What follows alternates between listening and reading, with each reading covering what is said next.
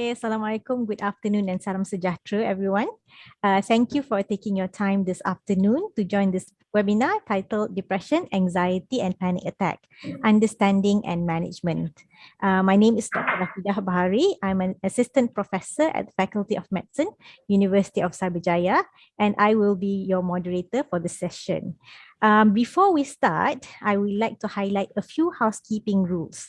First of all, your microphone will be automatically placed on mute during the session to avoid any interferences.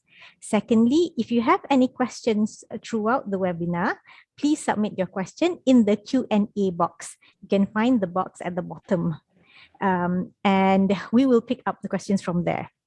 All questions will be addressed at the end of the session.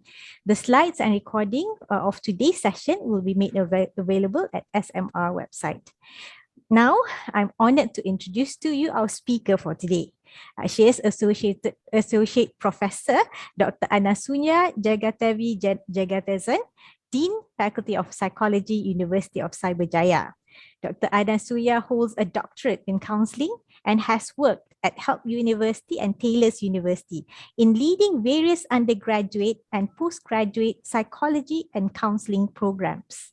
Dr. Anasuya received her research doctorate for counseling and psychology from the University of South Australia in 2007 and have since been active in the academic line dedicated towards counseling and psychology.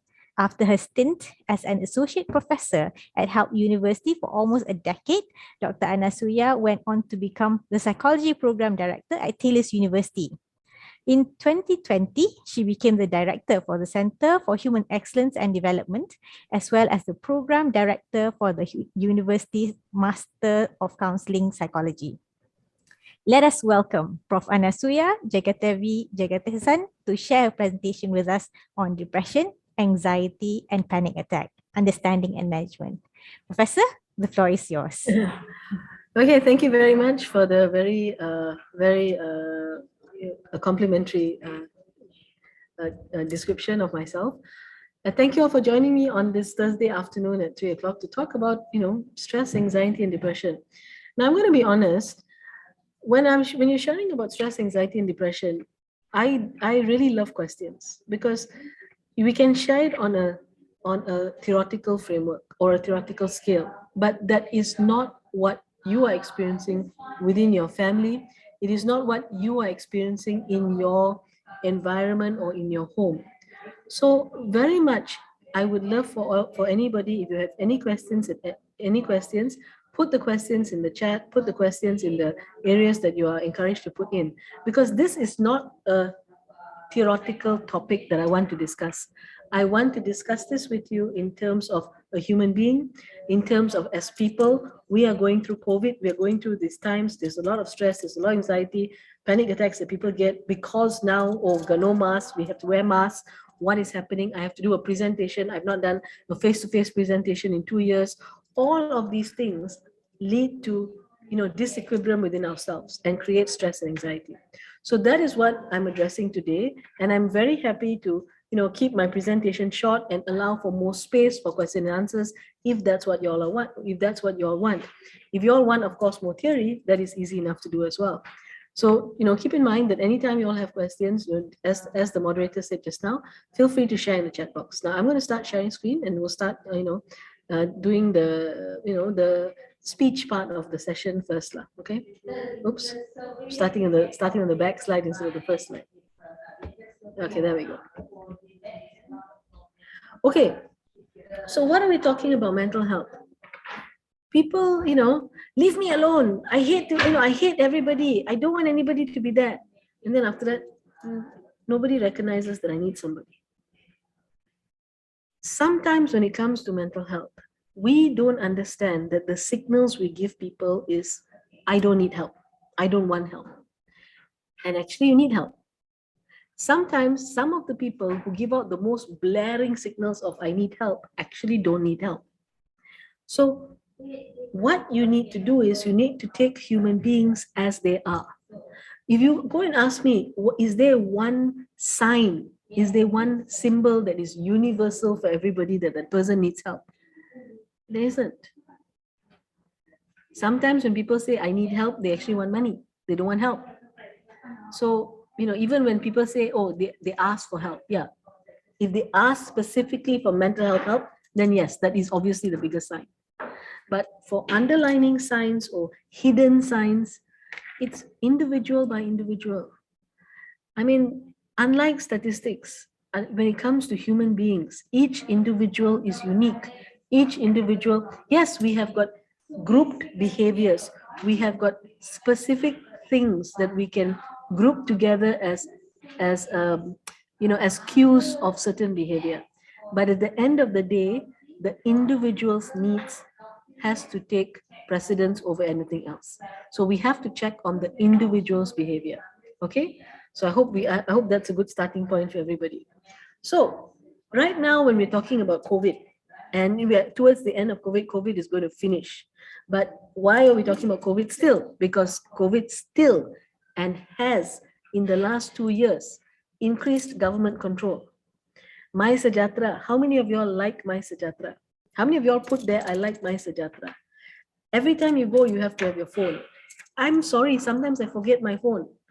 And then the stress increases because, oh, I have to sign in. I can't go shopping if I don't sign in.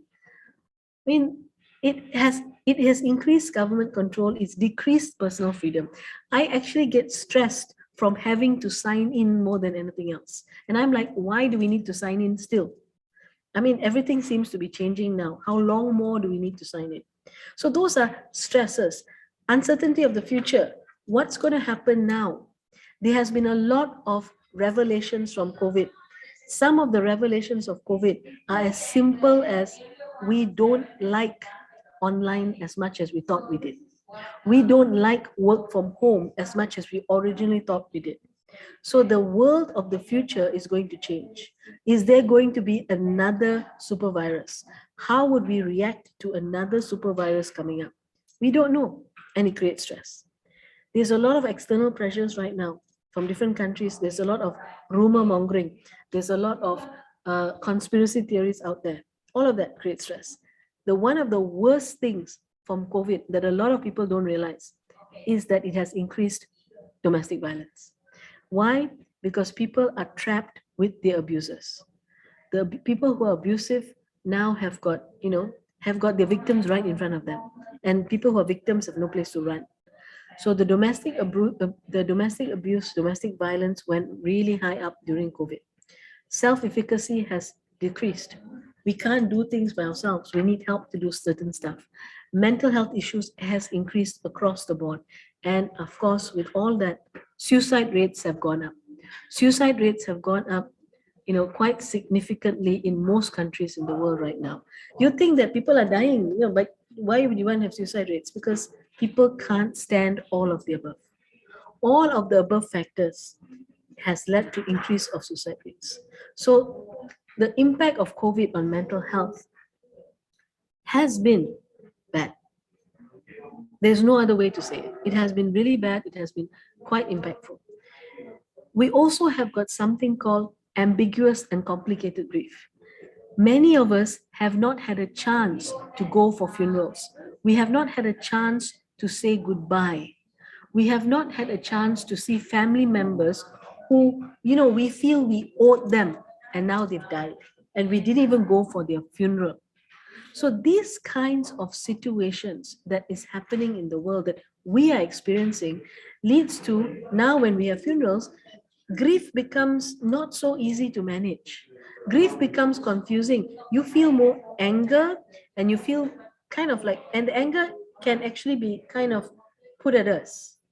Guilt is one of those big feelings that come with all of these things. So the whole situation with COVID and grief and loss has increased complicated and ambiguous grief because we have never had a situation where we cannot attend funerals of people we love, or somebody we love very much, and the audience has got 5 people, 10 people, and you are looking at them on Zoom and you're thinking, more people should be there. There should be more respect given to this person. How can so few people be there? Yes, we know it's COVID in our head, but our heart is not satisfied. So these are all things that have happened, okay? Increased anxiety in public. This one is normal. I think most of us know that because we've been in public, because of the situation, there's increased anxiety. Now, the third one, recognition of our vulnerability as a species. Suddenly, one bacteria, one virus. Last time we've had SARS, we've had Nipah virus, all of it came and went, not much impact here and there, small impact. But now it brought the country to a standstill. Not once, 3 times already. What's going to happen in the future? That is a big issue as well. Okay, now we are taking preventive measures to protect other people more than any time in history. We are taking vaccines. I don't wear the mask to protect me. I live by myself. I'm 40, I'm 40 something. Don't even say what thing, 40 something. Okay, and I don't need to wear the mask to protect me. Personally, if you get COVID, you get COVID. But I wear a mask to protect other people. I feel uncomfortable when there are children around and the children aren't wearing a mask. And that's new. That's new to all of us.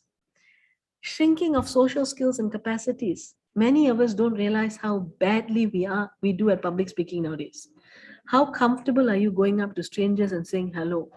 How comfortable are you even just giving a brief talk about yourself in public? I've had presentations with students. Now we've had live. Finally, we're back in classes. And I've had live presentation with students. And the anxiety is so clear. And it was not that high previously. Because 2 years of online does not equal social skills in any form. And of course, the one all of us know is we have fear. The level of fear that we have in this world in the last few years has increased. The level of fear, of suspicion of other people, the amount of conspiracy theories, all of it, not a good time for mental health. Okay, it's a good time to be working in mental health. It's not a good time for our mental health. So that's one of those realities of this situation. So when you talk about stress, what is stress? Stress is automatic. It's an automatic response to any physical or mental demand that is placed on us. All of us need a certain level of stress. All stress is not bad. No stress tends to be bad, because if you're not stressed out at all, there's no stress, you're too relaxed, there's no urgency to do anything. So there is actually a certain level of stress that is necessary. Okay, when we are stressed, our body produces adrenaline. So and some of y'all are medical, so y'all will know that adrenaline actually gives you the energy to do a lot of things. You get a fight or flight. I want to fight with people, I want to run away, comes with adrenaline. So when we are stressed, we are put in a situation where we face challenges, where we do things to make changes happen, or we leave that situation. Now, stress, we need to know what is stress for us. Situations, activities, relationships that cause trauma to one's physical, emotional, or psychological self causes stress. So family can sometimes be the biggest stressor, because sometimes work is not where the stress is coming in. There's no emotional trauma at work. No matter how hard some people's work is, they do not feel stressed because there's no emotions attached for them. For others, of course, work is all about emotion and there's a lot of emotions attached. The more emotions you have attached to a work, to a situation, the more stress you're going to have. Okay? So for some people, when you look at it, when you look at the bottom joke, in stress changes over time. Certain things may stress some people, certain things stress other people. What stresses you out, please don't assume it stresses everybody out. Okay, one of the biggest mistakes we make in dealing with family or with dealing with other people when it comes to stress is we think what we are stressed about makes other people stressed. That's just not true. Some people actually love drama. Some people love family drama. They live for it. And you kind of know who they are in your families. You'll have a whole sort of peaceful situation, or you're having your family dinners and your get-togethers, and these people must bring up topics that create drama. Because for you, it's stress. For them, it's energy. For them, it's interesting. For them, they're doing it. And yes, some of them are doing it on purpose. And if you get stressed out by situations like that, if you can understand that some people are doing it on purpose, and you get your peace of mind with, okay, they're doing it on purpose, it's okay, I'm going to be chill about it because, I don't want to be affected, it's probably better for you. If we think that they're not doing it, if they're doing it unknowingly, so I need to teach them, I need to show them, we sometimes get more stress. So it's better for us to accept that some people enjoy drama and they'll always enjoy the drama. And no matter how badly affects other people, they're going to keep doing what they're doing. If you can accept that, then you can put them in a nice little box and you can deal with them in that box and not get emotionally drawn into the drama the way they want you to be drawn into the drama. So we need to identify our stress factors and be very careful about where those stress factors come from. Okay? Is all stress bad? No, we all know all stress is not bad, because last minute panic is what gets most of our students through the exams. It gets most of us through, most time frames. Oh my God, last minute panic, you have a boost of energy, you do stuff. Okay, all stress is not bad. We have this thing called eustress. Eustress is the optimal amount of stress that gets you to do things. If you don't have any stress in your life, I'm sorry, you're going to get bored. People get really bored when there's no stress at all. And of course, you go too much stress, you get burnt out. So there must be a balance between, being too bored and being burnt out to have a nice area of stress.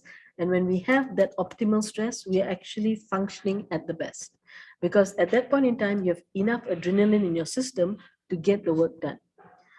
How do you know when your stress is bad?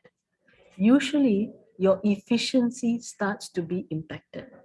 When you are having burnout, when you are having overstress, when you are overstressed, efficiency is what starts to decrease. No matter how much you're trying to do, you are not doing it as well as you used to do, or you're not getting the results you want to get. And there seems to be no, discernible reason. And that reason can be you are overstressed at that point in time and you need to take a break. Most of our friends and family are able to recognize when we are facing burnout. And because there is a social norm of, oh, you should be able to handle stuff, you should be okay, you should be able to manage your kids and manage work at the same time, you should be able to look after your parents while having a job, while looking after other things, you should be able to help out with money, all the shoulds in the world. Okay, in the back of our head, we are facing all those things. And with all those things, it can burn us out without us even realizing it. Understand what should means. Understand should is, I have to do something, but I don't have the time, space, or energy to do it.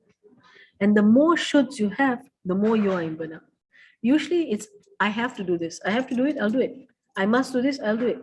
But when you keep saying, I should do this, I should do this, I should do this, but it's not getting done. The cue is, it's not getting done. You've got burnout because you're building on your shoulds. Your future projection of work is very high. Your current projection of work is already overwhelming. And your future projection of work it's also so high. There's no break in between. And that is when it's a real clue that you are facing a very serious case of burnout. There are too many shoulds on your plate. You need to reduce the shoulds, reduce the future anticipated workload, then you can handle. So sometimes, yeah, I should be able to, but I can't. Finish the whole sentence. I should be able, like for me, the one is, I should be losing weight, but I'm not. There is always after a should, there's this, there's a condition that is stopping us from achieving the should, and that is stress. So watch out for those type of cues that you may be overstressed in that way. Okay, I hope this is making sense, because one thing about this online thing, I don't see your faces, so I don't know whether I'm connecting, and I hope I'm connecting. I hope I'm hitting the right tones and the right note, and I have to go on from here. Okay, so what is depression? Now, we have to differentiate between depression as diagnosed by a psychiatrist and normal depression. Most of us have normal depression. It's a depression, we feel depressed for a few days, we are feeling very down, we are feeling very, we don't have any energy to move. Usually for most of us, it lasts for a couple of days. We identify a certain symptom.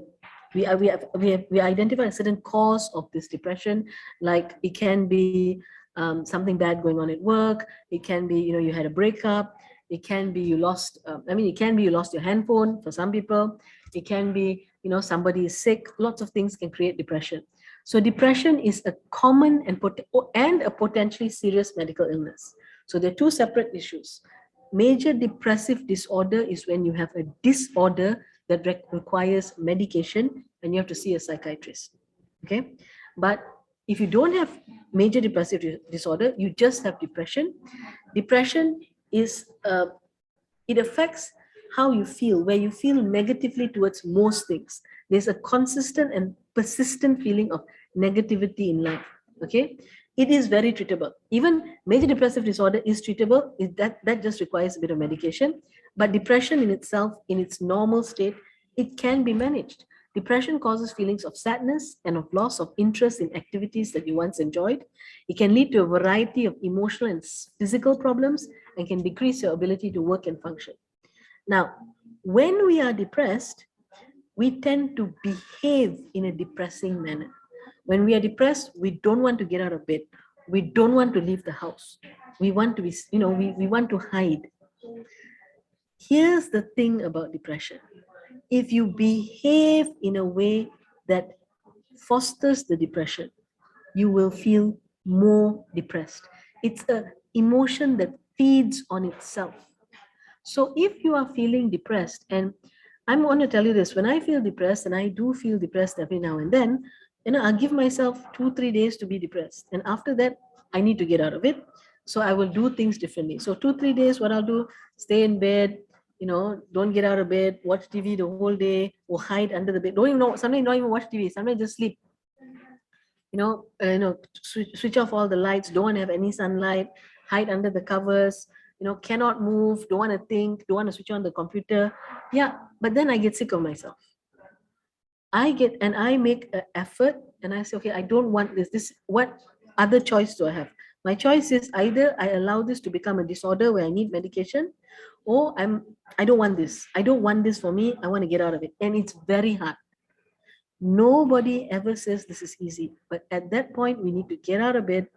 We need to start doing things, because once we start doing things, especially out of the house with our friends, we go out, we don't feel like going out, but we force ourselves to go out. While we're out, we feel better. And that is the critical thing about depression. When we behave like we're not depressed, the depression goes away. But then when you come back home and it's quiet, it comes back. So what? Keep doing the going out, keep doing what you have to do or what you want to do because you don't want to get a disorder. Then you manage your depression and you can manage your life. If not, the depression will eat away at your life. So that is one of those things about depression. Okay. Anxiety, on the other hand, anxiety is on a scale. Okay, where depression, you can have it as a feeling and then you can have it as a disorder. Anxiety is, excessive worry, inability to stop thinking about situations that you cannot do anything about. If you can do something about it at that moment in time, this moment I can do something.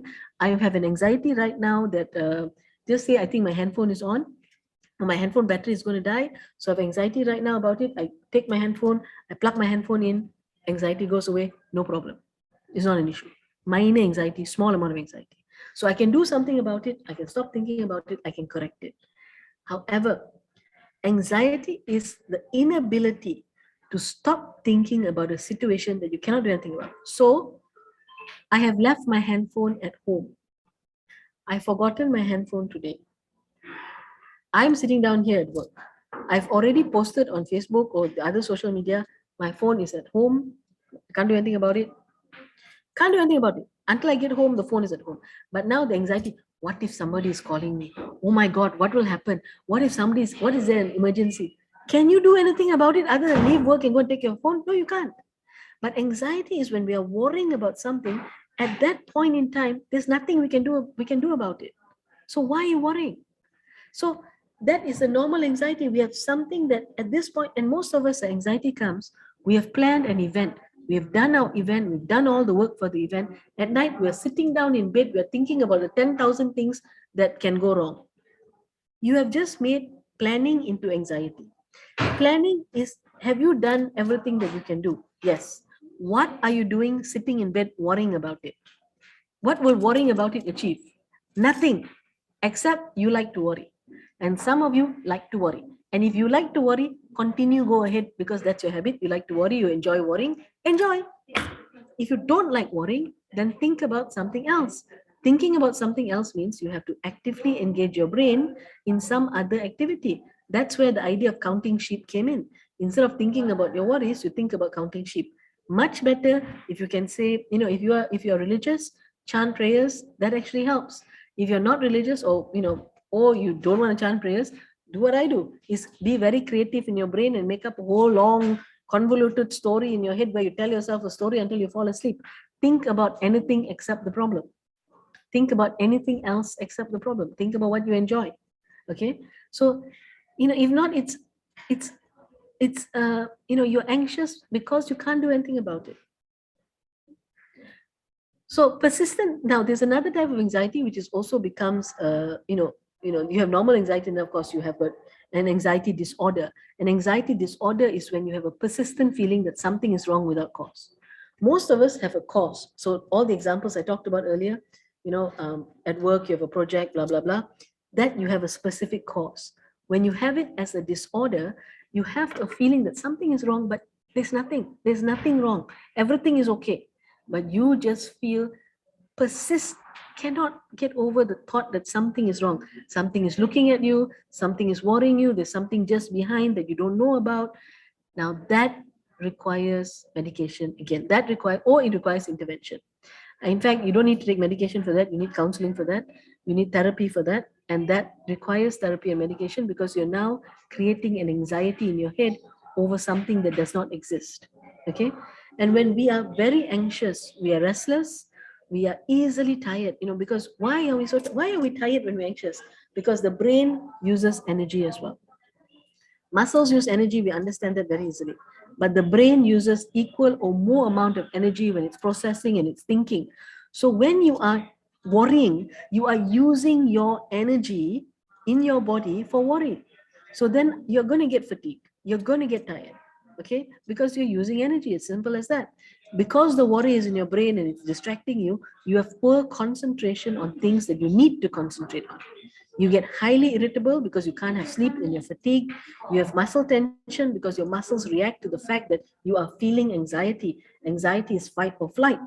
Anxiety is something is wrong. When something is wrong, your body tenses up. So you tense up, even more, and it disturbs your sleep. So all of these are symptoms of anxiety. And if you have symptoms of anxiety that persist, please get help. Like I said, it doesn't necessarily need to be medical. You can go for counseling. Counseling also can manage anxiety quite well. All right. And of course, you have the worry warts. The worry warts are people who love to worry. They love to worry. Now, the problem with the worry wart is if they are worrying within themselves, that's not a problem. The problem is they like to spread their worry to everybody else. So if you deal with these people, sooner or later, you will start worrying because they can't stop worrying. So sometimes we have to learn to tell people, look, you enjoy worrying. Go and enjoy. I don't enjoy worrying, so leave me alone. I've already done what I can. I've managed the situation. I don't need to handle the situation in that way. So how we understand ourselves and how we understand other people's issues don't have to be your issues. Is what helps you reduce anxiety. Okay. So I hope this is making sense to everybody so far. Okay. Now, one of the things uh, about anxiety is uncertainty. When we are not sure whether we have done enough for our job.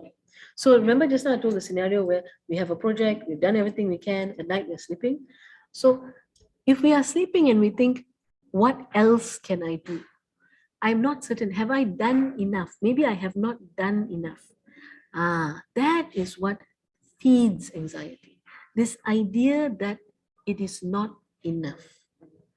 Worse, if the idea is, I am not enough. Maybe this project is wrong because I am involved. Maybe I am not good enough. Now, those really are thoughts that have been put into us from when we were very young, or from teachers, or from parents who didn't know how to encourage people without stepping on them, without making them feel like nothing. So we have taken these externalizing thoughts or behaviors that people have, and we have learned to question whether we are enough. Now, as a mental health, somebody in the area of mental health, as somebody who really, as much as human beings are complicated, I love people. Let me tell you this: every one of you is enough. The anxiety that we are not enough was planted in you by people who did not want to understand you, by people who wanted things from you, but not wanted what's best for you. Or they may have wanted what's best for you, but they didn't know how to get you to that point. You are, as a human being, enough. And that is the best, one of the best messages I can say to anybody here. All right? When we have our insecurities, when we have our uncertainties, when we look at it and we face our insecurities, that is when those insecurities start to go away. That is when the anxieties start to go away. But if we face insecurities when we are alone, that is when sometimes the fear becomes too much. That we are frozen in fear, because to face the insecurities when we are alone is a very big ask. So the hope is that when we have insecurities and fear, we can be supported and we can get support from the people we love, from the people around us, so that we can overcome those insecurities in a healthy manner. Okay? So there are some questions that are coming in, but do we do that last? Okay, so we will do that according like how Rafida said, we'll do that last. At the end, yeah, Prof? Okay, good. Okay, so I'll continue for now. Please keep the questions coming. We will address the questions. I just noticed that there were a few. So, I totally would like you all to have more questions. And again, I hope I'm hitting the right notes here with what are some of the issues that people face in their everyday life.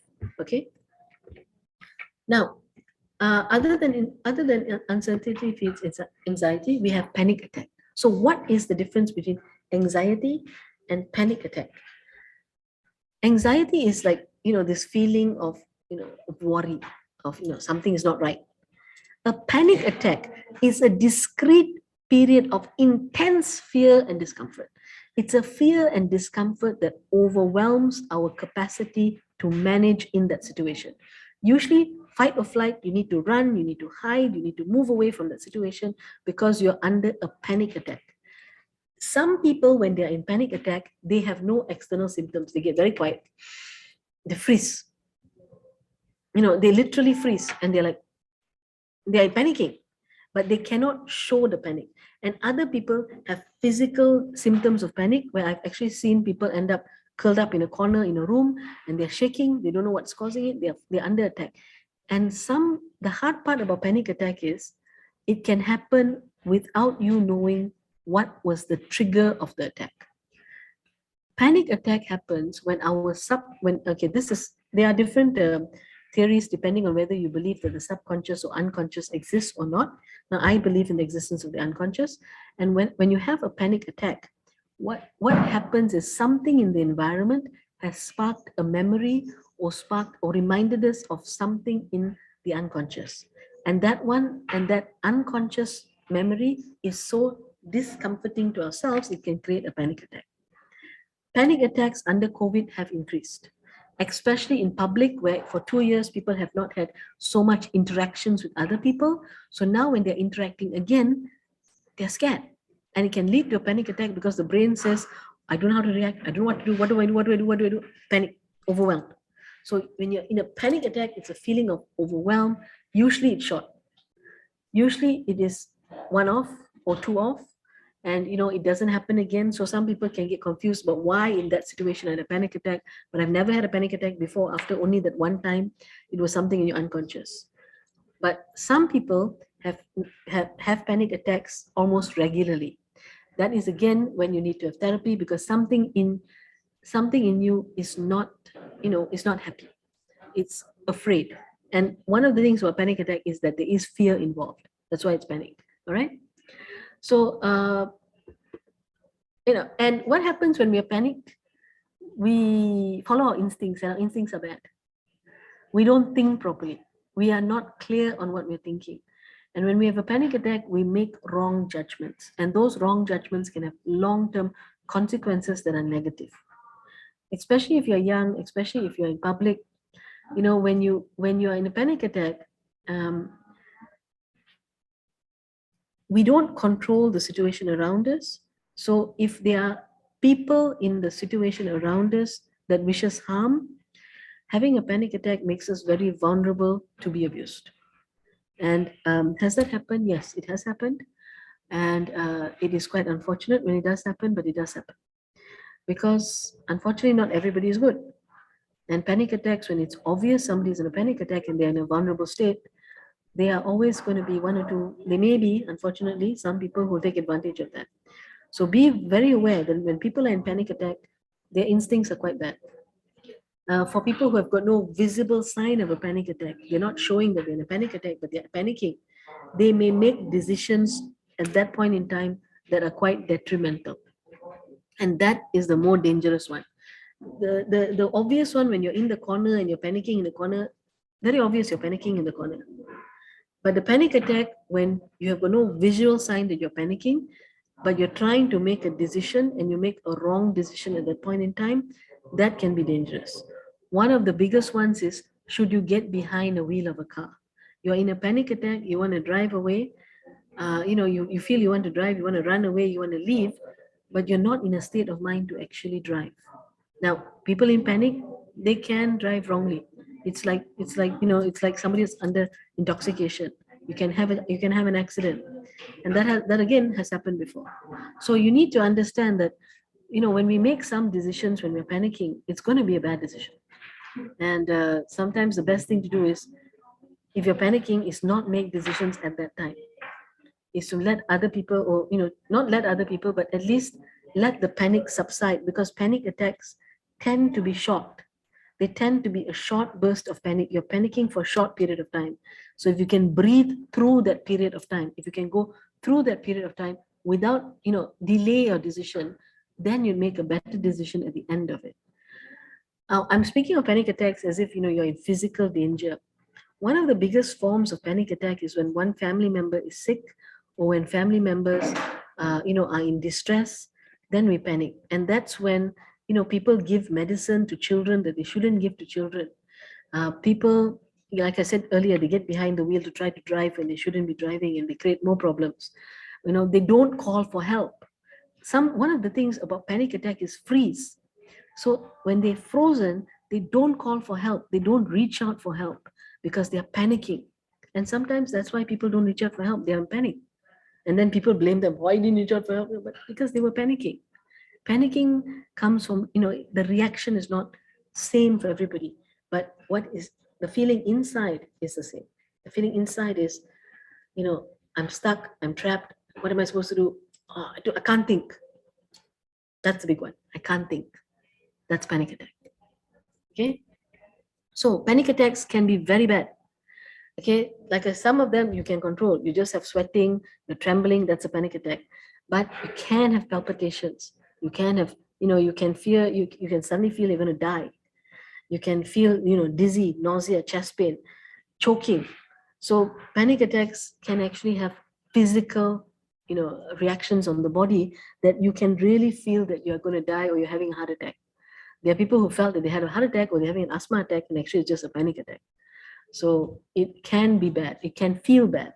But if you can breathe through a panic attack, if you can survive, if you can let the panic attack, run its course, then you make decisions that's a lot healthier for you and everybody else around you. Okay? So, uh, you know, so now when we're talking about panic attacks and all that, I'm going to open it up for questions at this point. How, from what I've said, from what I've said so far, I would like to address the questions now before I go any further, because I've talked about what it means in general. Now I'd like to share with the audience, or have the audience feedback on what is more, how do we personalize it? How do we make it, what is it that impacts on, people out there? How are you going to manage the drama people? When people have drama, and when people have dramaing around you, I wish I had one magic bullet to tell you that there's a best way of managing a drama person. Because if I could do that, I'd be a millionaire right now. But there's no magic bullet in drama, people. The best way to manage a drama person is not be dragged into their drama. Sometimes you can pretend just to keep them quiet, but emotionally, you need to step back. When you have got people who are dramatic and over and they love drama so much, the best way to kind of stop the drama is to stop the drama. You don't react. When you are not reacting, people find it very hard to manage. And the easiest ways that people want to have drama with you is that they try to make you wrong and them right. So aren't I correct? Aren't you wrong? You are wrong, right? And then we are defensive. So we don't want to be wrong. So we start defending ourselves. No, of course I'm not. Look, you can be right, but I'm also right. They don't want to listen. Sometimes you can say you are right, but I'm also right.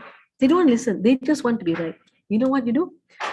You have to decide whether the drama is more important or your peace of mind is more important. Sometimes the best answer is, you know what? You're right. Absolutely right for you. You're absolutely right for you. Just add the word for you there. So in your mind, you know that for them, they're right. That's the answer. You don't care. They want to be right. Sure, why not? You're right. Absolutely. Okay. Are we done? That cuts them off very fast. So you don't need, I don't need to argue with you. I don't need to be wrong. I don't care if I'm wrong. I just care more about this ridiculous conversation that we're having that I don't want to be part of.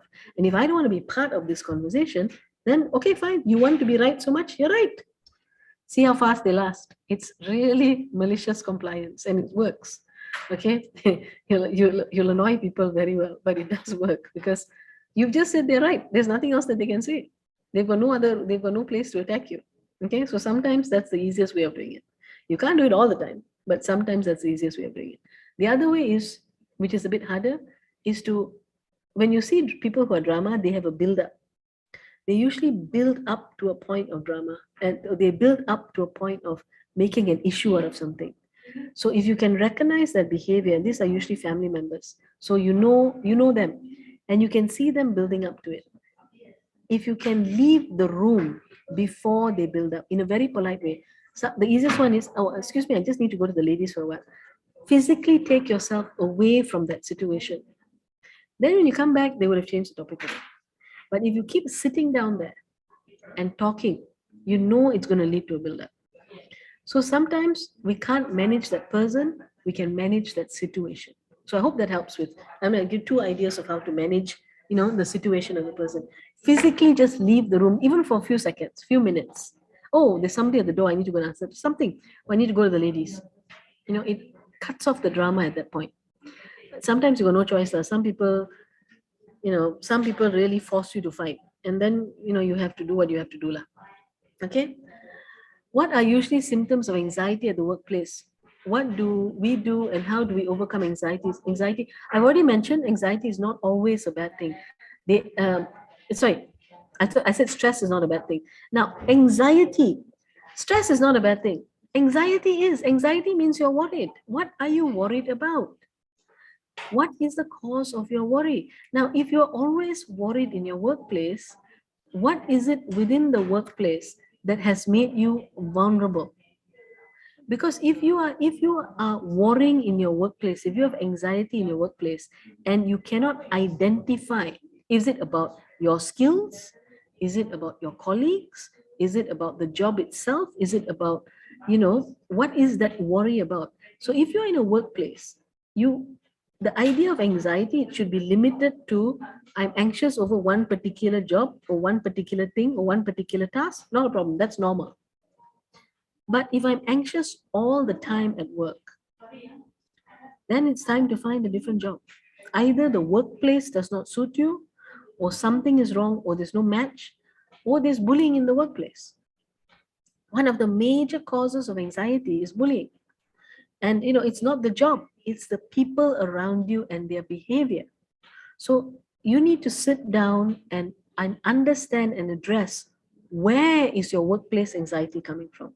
If it's only on work, then that's not a problem. Either if you're overworked, you need to get help, you need to provide support, or you need to, do something about it. But if it's not about work, if it's about other things and you don't know why, usually it's, I don't know why I'm so anxious. There's nothing wrong with my work. My work is fine, but I don't know why I'm anxious. Then it's your colleagues or it's your boss, and there is bullying happening. That is one of the biggest issues in workplaces, is workplace bullying that creates anxiety. So we need to manage those type of situations. Okay. And sometimes it's not bullying. Sometimes it's, I don't feel adequate for this job. That's a different anxiety altogether. Lah. So if you do not feel adequate for a job, then either you need to get training or you need to leave the job. There's a flip side. I don't feel, the other flip side is, I am anxious because the job does not satisfy me in terms of my skills. So I feel I'm over-skilled for this job. It's too easy.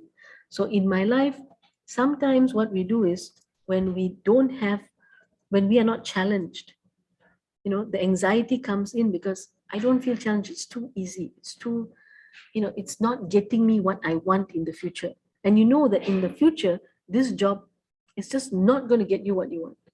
And if you know that in the future, that just the job you're doing right now is not going to get you where you want to go or what you want in your life, you will have anxiety, because you're not anxious about anything in the present. You're anxious about the upcoming future, which will come.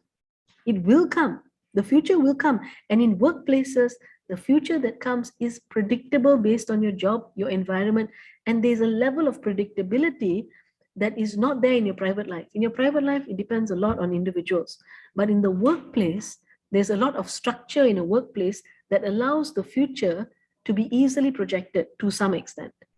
And if you are sitting down in a job where you're very comfortable, but you don't know why you're anxious, it's lovely, you love you like the job, it's a good job.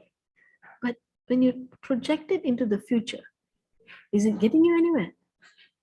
Is it what you want in a few years' time? But if you continue sitting here, that future will never change. You'll be sitting here. You'll never get to the future you want, because where you're sitting is very comfortable. It's very comfortable, but it's too comfortable. It's a trap. So the future me wants me to do something else. I'm too comfortable now.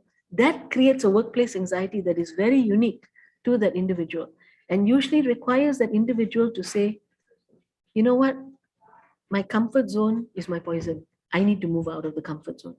And they need to get out of the comfort zone to change their job. So that is another area of anxiety at work that usually people don't address, but it's a good kind of anxiety if you recognize it. All right, I hope that helps. I hope that answers the question. I hope that helps.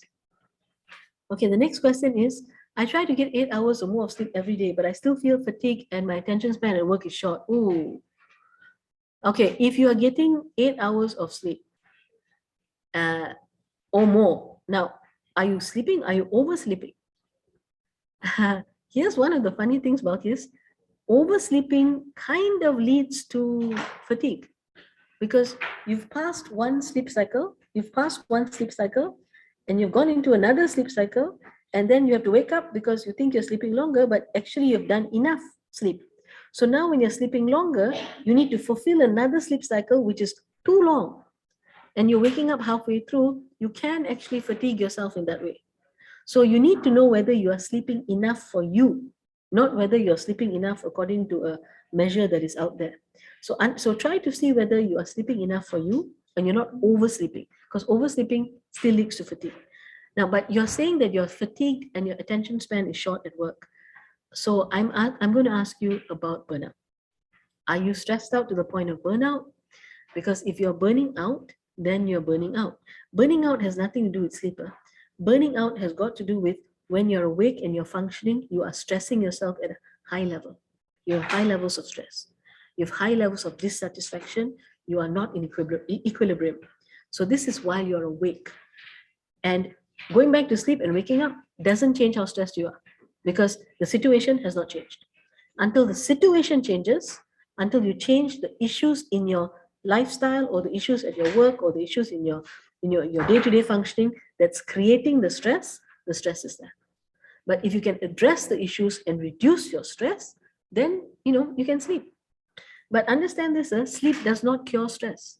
Holidays cure stress a little bit because you leave the situation by itself. You're leaving the situation wholly. You're letting somebody else do it for a period of time. So when you come back, then you say, oh, other people have taken care of it. Okay, that's good. Then less stress. But if you are going on holiday and you take all your work with you and you let people call you at odd hours, then you're not taking a holiday. Then your stress follows you. So understand what a holiday is and understand that sleep alone does not actually reduce stress in any way. Okay, just temporarily, yes. If your stress is a temporary thing, of course it helps. But if you have got prolonged stress and you've got, high stress, then you need to take a break.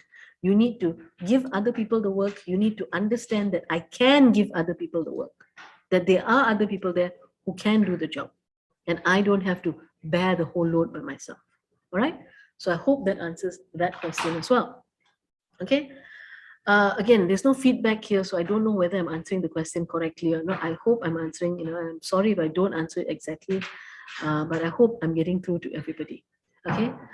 Next question is, Prof, work is good for mental health, but a negative working environment can lead to physical and mental problems such as depression and anxiety. Does CBT affect?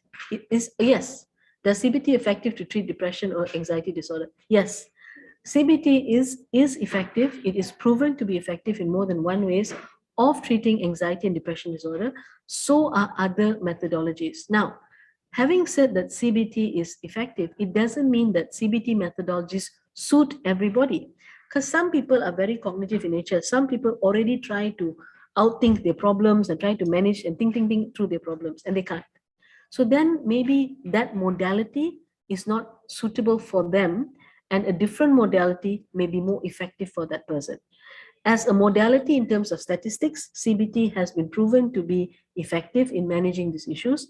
Having said that, as on individual levels, there are some people who, this type of theory, this type of approach, this type of therapy does not suit them. They need a different type of therapy because that appeals to them more. It is similar to,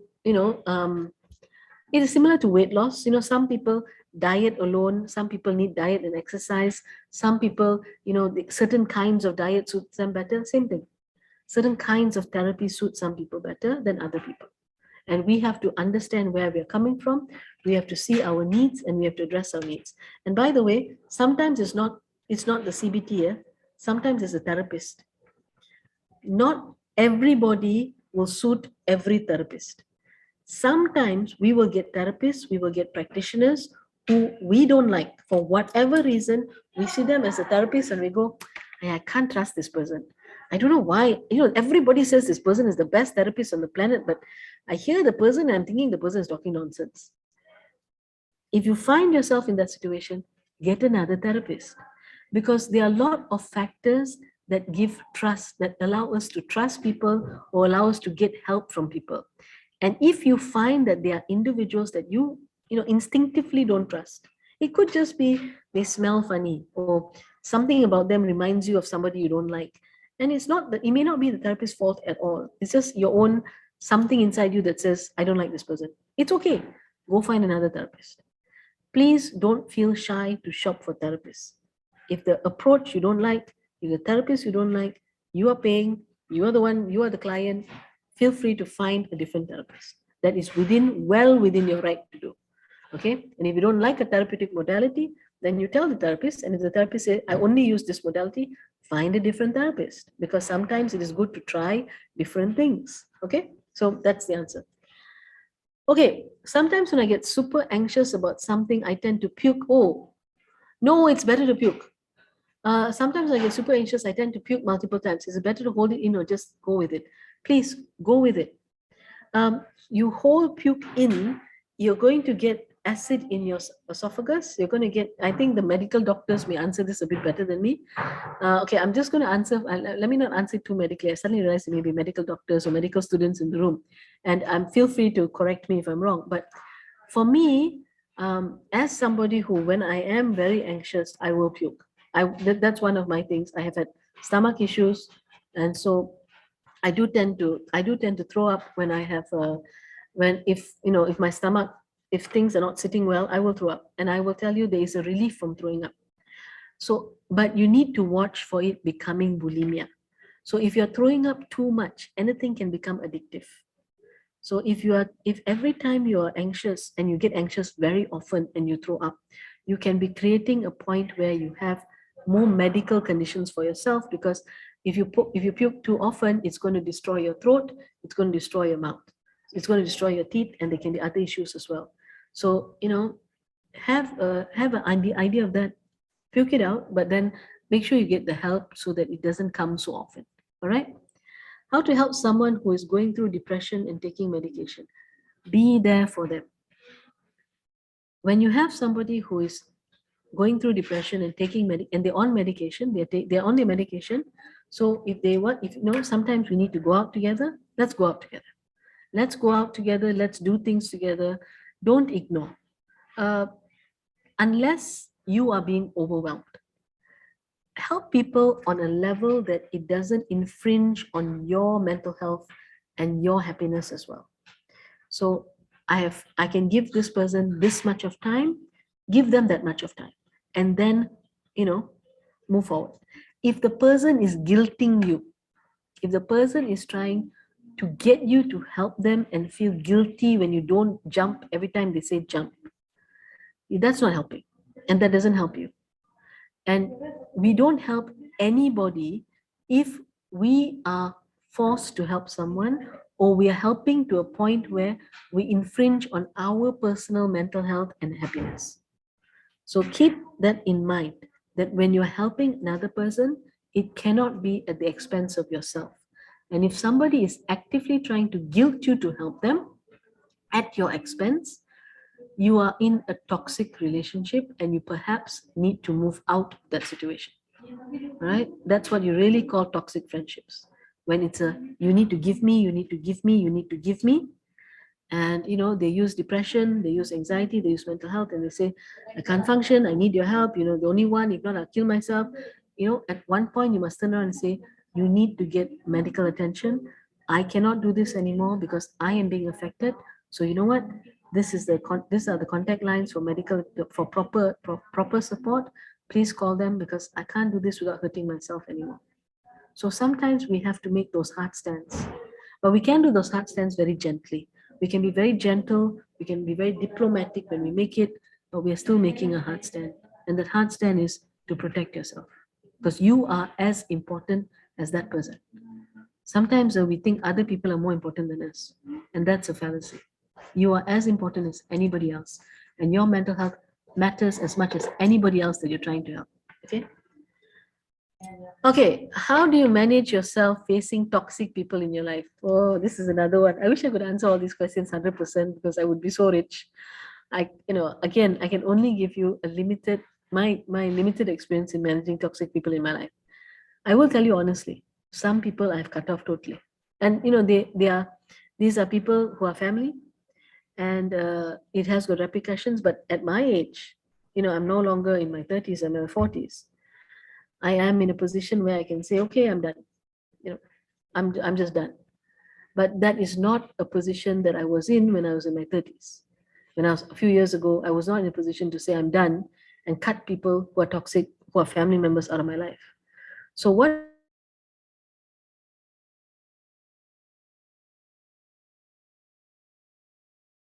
I look at what is my issue and what is their issue. If it is their issue, I don't have to own it.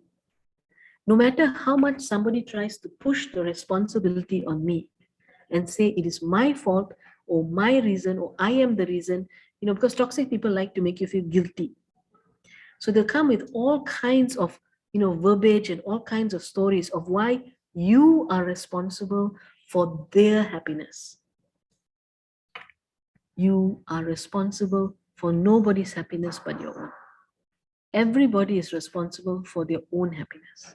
So when you're managing toxic people, the first thing you have to recognize is their behavior, that how they try to guilt you and how they try to control you. If you can recognize the behavior of guilting and controlling, then when it is happening, you can smile and you can mentally step back. You can mentally leave that situation, or you better still, you can emotionally leave the situation. And then look, you want a drama. Okay, talk. What you need to say, say. You're done? Okay, good. I need to leave now. The problem with toxic people is we get impacted by the toxins because we believe that we are at fault when we are not. Okay? So I think that was the last question. If there are no more questions, I think they're also running out of time. I think there was a 1 hour session. Okay. Yeah. Prof, do you have still to finish your slides? We have about 5 minutes left. Okay, good. Okay, so the next one is more for therapists, and I realized that we don't have that many therapists in the room, so I'm not going to address the next one. Okay, I want to talk about self-management at this time. When we're talking about self-management in COVID, especially now, there are a lot of rumors going around. So please get information correctly. Get your information from the right people. Avoid internet conspiracy and fear. Create boundaries. Now, this is very important. Create a boundary between your work and your home. There are certain rooms in your house where you shouldn't take your laptop when you're working. Please leave them in a different room. And I don't mean the toilet. I actually mean, like, if you decide the workplace is your dining room, then it should only be in your dining room. Don't take it from your dining room into your bedroom. In fact, by rights, you should never have your workplace in your bedroom if you have more space. Because what happens is the bedroom is where you sleep. And if you're doing work where you sleep, one will affect the other. It will affect your sleep at night. If your house is too small, even if it is a side bed, don't sit on where you're sleeping. Sit on the corner if you really have no space. Sit on the corner of your bed somewhere and set up a small table or something, but don't have it on your bed. Okay? If you see a situation that feels wrong, in any situation of dealing with stress, panic attacks, if you are in a situation where you feel the situation is wrong, leave immediately. It's an instinct that we people in cities, or we people in industrial areas, we forget that we have a sense of danger. We do have inside us feelings of, I'm uncomfortable with this situation is dangerous, something's not right. And when you have those feelings, for goodness sake, trust it. Just leave. And later you find out nothing happened. Why? No. Something may have happened if you were there. So if you're feeling that I'm really uncomfortable with the situation, please leave the situation. Don't stay in a situation where you're already anxious and then you force yourself to stay, because that's going to end up in a bad place. Okay? Manage fear and anxiety early.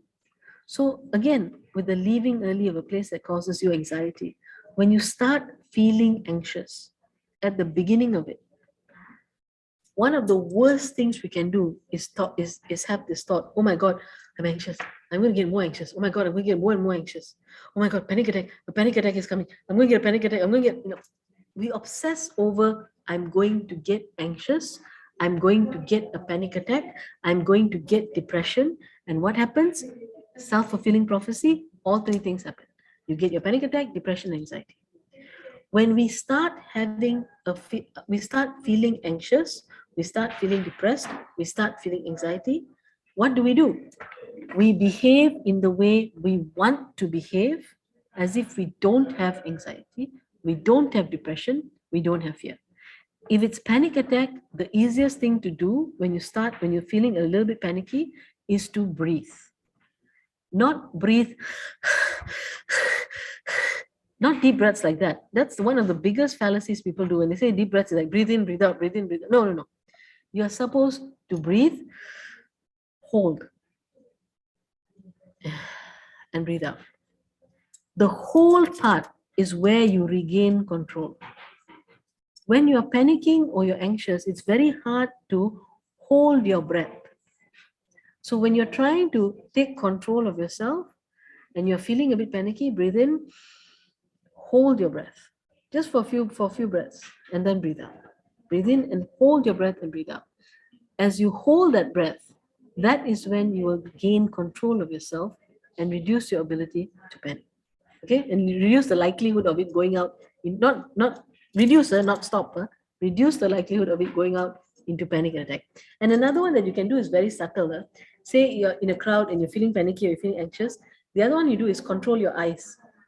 I mean, if you're in public especially and you're starting to feel anxious, you take your eyes and you control the movement of your eyes throughout the room. So you look side, you control, move your eyeballs slowly. Move your eyes slowly, keep a very steady pace, move your eyeballs from one side to the other side and eyesight back.